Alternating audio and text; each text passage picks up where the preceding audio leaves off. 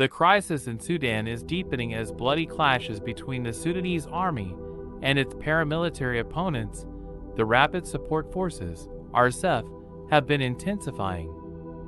Hundreds have been killed and thousands displaced in just 20 days of fighting, with tensions rising in the capital city of Khartoum. To add to the pressure, U.S. President Joe Biden has threatened sanctions against those responsible for the violence. However, international powers are racing against time to end the conflict before a humanitarian crisis sweeps across the nation. The Rapid Support Forces, backed by Sudan's de facto military leader Gen. Abdel Fattah al-Burhan, has been attempting to gain possession of the presidential palace in Khartoum in order to legitimize their rule over Sudan. In response, heavy clashes have broken out across the city, leaving it badly damaged and forcing its citizens to flee for safety.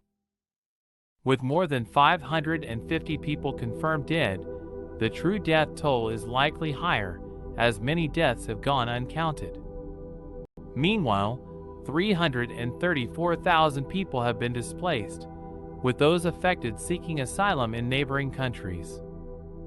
The failure to adhere to several ceasefires has resulted in President Joe Biden threatening to impose new sanctions against those threatening the peace and security of Sudan, using violence against civilians and committing serious human rights abuses.